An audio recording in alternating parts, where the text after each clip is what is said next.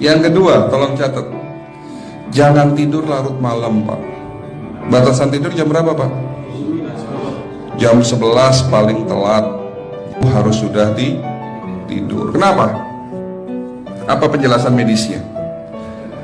Orang yang tidur di atas jam 11 akan terganggu fungsi livernya, Pak. Dimana liver kita ini fungsinya banyak. Ya, ada 500 fungsi liver loh, Pak. Fungsi jantung ada berapa, Pak? Fungsi jantung satu. Fungsi jantung tugasnya untuk mompa darah. Fungsi ginjal ada berapa? 2, absorpsi dan filtrasi.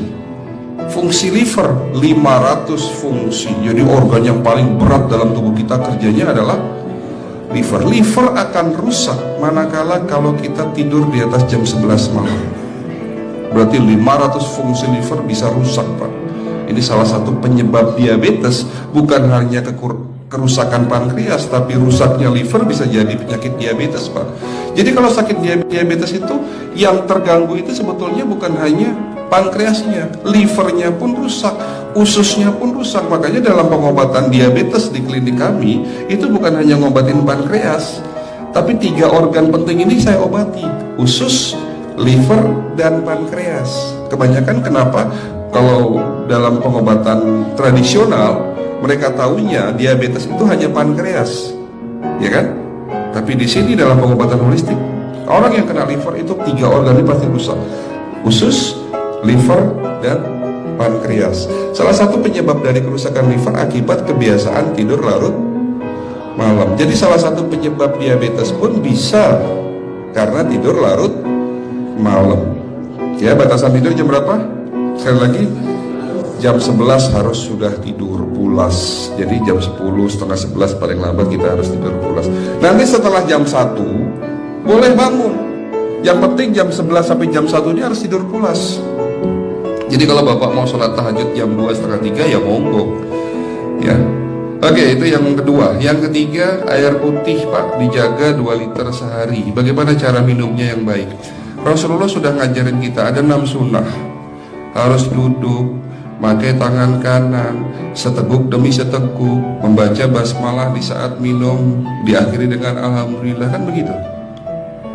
Ya, pagi hari minum 1 gelas bangun tidur sebelum sholat subuh. Setelah sholat subuh boleh teh, tapi juga dibilas dengan 1 gelas air putih. Sebelum mandi nanti, Pak, minum air hangat. Kalau Bapak mandinya pakai air dingin boleh, tapi sebelum mandi minum air hangat biar tubuh kita ini jangan terlalu dingin di saat kita kena air dingin. Sampai maghrib pastikan 2 liter sudah masuk dalam tubuh kita. Malam mau tidur, tolong perhatikan Ibu ya, malam mau tidur jangan banyak-banyak minum. Nggak boleh minum malam itu segelas sampai 2 gelas mau tidur. Cukup seteguk 2 teguk saja. Karena kalau sampai kita minum mau tidur 1 gelas besar, ginjalnya malah rusak, Pak. Ya. Oke, itu yang ketiga. Yang keempat, puasa. Lakukan puasa secara rutin, insya Allah kita sehat. Nah, untuk penjelasan atau materi puasa nanti bisa hubungin staf saya. Nanti di bulan Ramadan tahun ini, kalau memang masih ada slot 1 sampai hari ke-20, saya bisa mengisi manasik kesehatan yang berkaitan dengan manfaat puasa untuk kesehatan. Insya Allah kalau memang masih ada slot waktunya, karena kita di bulan Ramadan hanya 20 hari kita mengisi manasik, ya. Oke, itu yang keempat. Langkah keempat. Langkah 1, 2, 3, 4. Langkah kelima. Nah, sebelum saya menjawab yang kelima, saya ingin membacakan sebuah sabda Rasulullah. Rasulullah bersabda, di dalam tubuhmu ada segumpal daging. Jika segumpal daging itu sakit, akan sakitlah seluruh tubuhmu. Dan jika segumpal daging itu rusak, akan rusaklah seluruh tubuhmu. Apa itu segumpal daging? Segumpal daging itu adalah hati. Tapi ternyata yang dimaksud Rasulullah itu bukan liver, Pak.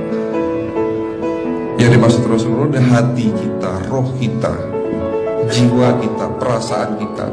Kalau hati kita rusak, kita banyak penyakit hati, iri, dengki, sombong, takabur, dan sebagainya.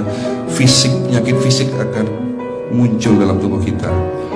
Ya tidak ada orang stres itu sehat, betul tidak Pak? Tidak ada orang yang suka marah-marah itu sehat, betul tidak? Bahkan Rasulullah mengajar senyum adalah ibadah. Senangkan orang lain, permudah urusan orang lain, insya Allah kita sehat.